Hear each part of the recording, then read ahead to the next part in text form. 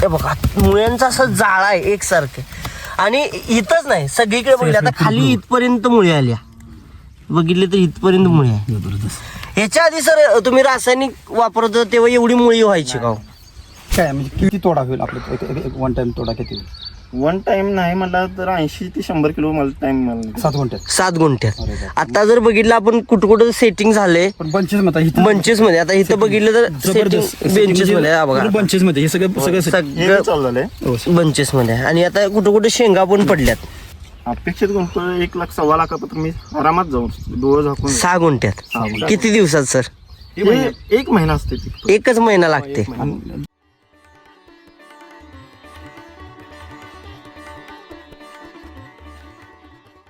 Sir नमस्ते. नमस्ते. तुमचं नाव आणि पत्ता सांगा ना सर. संग्राम सर्जेराव चौले, राहणार टेकली, तालुका राधानगरी, जिल्हा कोल्हापूर. बर.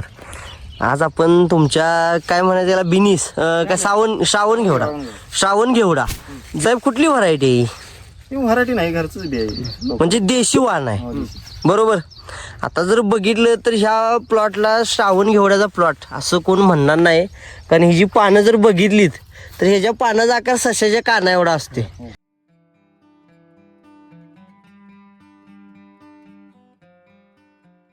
म्हणजे एकदम छोटी ही साईज असते पानांची. ती जर बघितलं तर तुमच्या आता पानं शिवाय सर तुमच्या आता हातातली पानं आता जर पान बघितलं तर एक हातामध्ये पूर्ण एक पान बसते फक्त. हो. आणि प्लॉट जर बघितला सर तर सगळीकडे एक समान आहे. म्हणजे पाठीमाग बघितला तुमच्या किंवा इकडे बघितला तर साईडला जरी बघितला तर प्लॉट एक समान आहे. एवढं टेम्परेचर आता कोल्हापूर 38 पासून सुरुवात होते 42 पर्यंत जाते बरोबर. आणि सगळ्यात महत्वाचं म्हणजे ह्या दिवसात श्रावण घेवडा म्हणजे श्रावण घेवडा येतच नाही. उगवून येत नाही. उगवून येतो थोडा आला की पूर्ण मरून जातोय. ऊन लागल सर काय केलंय तुम्ही वेगळं ते प्लॉट म्हणजे ह्याला ऑर्गॅनिक आहे.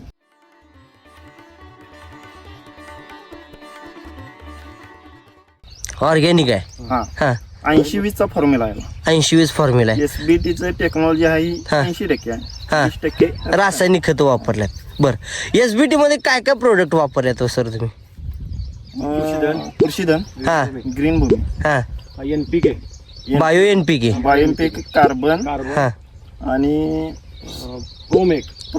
प्रोम. बर. ह्या किती क्षेत्र आहे सर? हे 7 गुंठा. फक्त 7 गुंठ्याला एवढा भेसळ डोस तुम्ही वापरलाय. परत दुसरा भेसळ डोस तुम्ही म्हणजे 1 महिन्यात तुमचं 2 भेसळ डोस पडले जवळजवळ. पहिला भेसळ डोस टाकल्यानंतर सर तुम्हाला काय बदल जाणवला? ती जी उगवण क्षमता व्यवस्थित झाली म्हणजे 100% जर्मिनेशन झालं.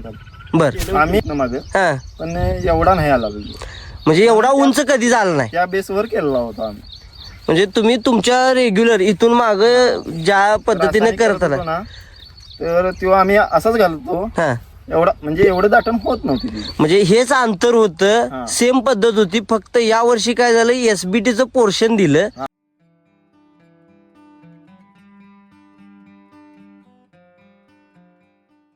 त्यामुळे तिची वाढ पण झपाट्याने झाली. 100% जर्मिनेशन झालं. आणि दुसरी गोष्ट आता जर बघितलं तर पानांचा आकार तर खतरनाकच आहे. अपेक्षित काय म्हणजे किती तोडा होईल आपलं वन टाइम तोडा किती होईल?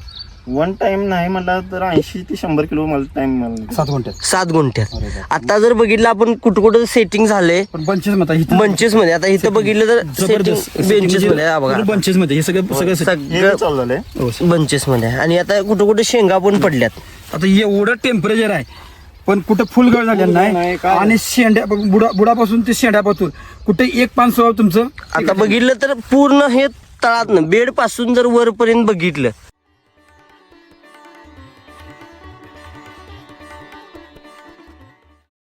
तर एक पण पान पिवळं दिसत नाही किंवा कुठं व्हायरस दिसत नाही. म्हणजे हे थंडीत येणारं पीक आहे 100%. आणि ह्याला टेम्परेचर कमी लागते. टिपुलीत घालतात भरपूर घालतात. हा पण ते कधी घालतात 15 मे 1 मेच्या नंतर. कारण का जेव्हा तुमचं टेम्परेचर चालू झालं तर तुमची फुले धरतच नाही. म्हणजे टेम्परेचरला फुल धरत नाही आणि फुलगळ होते. मे महिन्यात घातला तिने 15 मे 1 मे नंतर हा तर तो जूनच्या लास्टला तोडा चालू होतो. त्यामुळे ते वातावरण थंड असते पाऊस चालू झालेला असतोय. वाटतंय इतर तुमची रासायनिक वर ह्याच्या आधी शेती करत होता आणि आता SBT सोबत करताय तर ह्यामध्ये तुम्हाला काय बदल वाटतोय? ह्यामध्ये आलं तर समाधान वाटतंय. कारण प्रोडक्ट जो वापरला त्याचा 100% रिझल्ट आलेला आहे. हा म्हणजे जे तुम्ही वापरलं त्याचा 100% रिझल्ट आला. बर, फुलकळीला ऍडव्हान्स फ्लावर आणि हे Flower वापरलं घेतलं. फ्लावर, त्याचा काय रिझल्ट वाटतो त्यामुळे ते सेटिंग फुल व्यवस्थित झालं, फुल गळ थांबली. बघू शकतो या सरीत. आता बघितलं तर कुठेही खाली फुल दिसत नाही, ड्रॉपिंग अजिबात कुठंच दिसत नाही. आणि प्लॉट जर बघितला तर सगळीकडे एक समान आहे. बरोबर. आता सर यांचा एसबीटी वरती दुसरा प्लॉट म्हणजे पहिला वांग्याचा आणि हा दुसरा SBT वरचा. तुम्हाला अपेक्षित उत्पन्न किती आहे असं 6 गुंठ्यात 6-7 गुंठ्यात? अपेक्षित गुंठ 1 लाख 1.25 लाखापर्यंत मी आरामात जाऊन डोळं झाकून 6 गुंठ्यात. किती दिवसात सर? हे 1 महिना असते ते. एकच महिना लागते. रेट काय घालून आता? रेट जो आपण ठरवल तो, कारण मार्केटिंग तुम्हाला कुठेही मिळणार नाही. कमीत कमी 120 रुपये किलो आरामात डोळं झाकून दिलं आपलं. आता सर तुम्ही आता म्हणला की मार्केटचा रेट आता मी ठरवणार. मग याच्या आधी काय होतं की मार्केटचा रेट मार्केटमधली लोक म्हणजे व्यापारी लोक ठरवायचे. आता ते काय झाले, उलट झाले. आता रेट तुम्ही ठरवणार आणि ते मार्केट घेणार.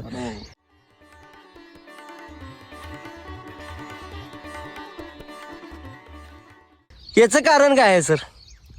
याचं कारण म्हणजे लवकर केल्यामुळं जे अपेक्षित उत्पन्न नव्हतं हा, ते आलं ना. म्हणजे तुम्ही मार्केटमध्ये जे पिकत नाही, जे येत नाही ते तुम्ही आता आणलंय SBTच्या जोरावर. आतापर्यंत सर तुम्ही या प्लॉटला किती खर्च केला?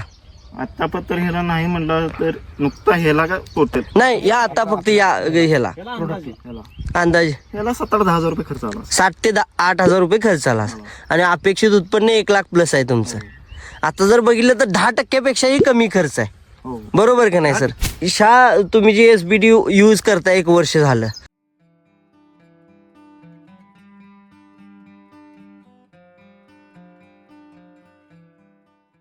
तर तुम्ही SBT शेतकऱ्यांना काय सल्ला द्याल?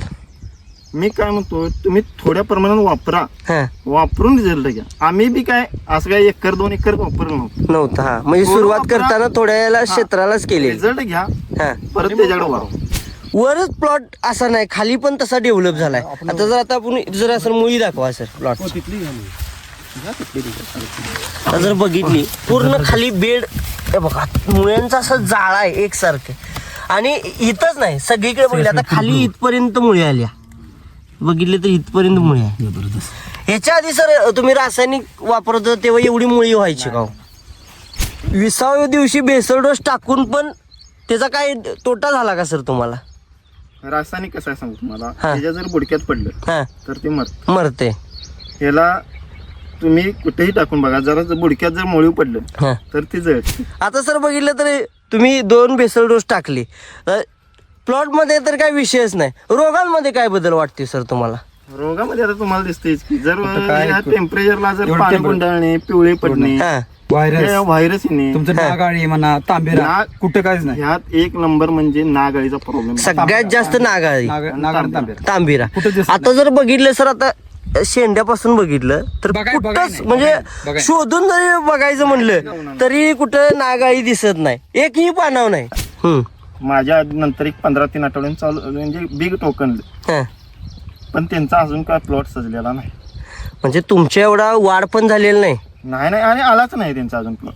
म्हणजे उगवलाच नाही. उगवण उगवला पण तो मरून गेला, म्हणजे उगवला पण ते पुढं चालला नाही. चालला नाही.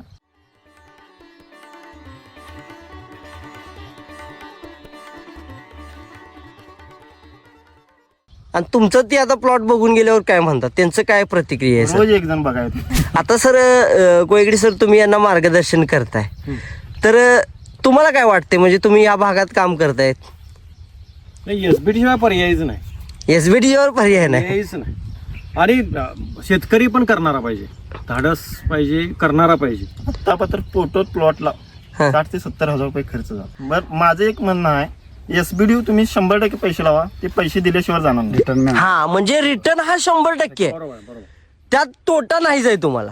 म्हणजे जर तुम्ही 10 रुपयाचं SBT प्रोडक्ट खरेदी केलं तर तुम्हाला 10 रुपये हे भेटणारच आहेत, 20 भेटणार आहेत, पण 10ची तुम्हाला 100% शाश्वत आहे. बरं सर, तर तुम्ही समाधानी आहेत का हो SBT सोबत? 100% समाधानी आहेत. चेहरा सांगतो त्यांचा. तुम्हाला मार्गदर्शन कोणी केलं सर? विजय कोयगडे सरांनी. कोयगडे सर नमस्ते, नमस्कार.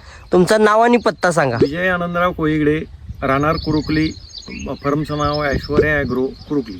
कुरुकली. तुमचा मोबाईल नंबर सांगा जस्ट. 94 03 46 50 71. चालेल सर, धन्यवाद सर. ओके.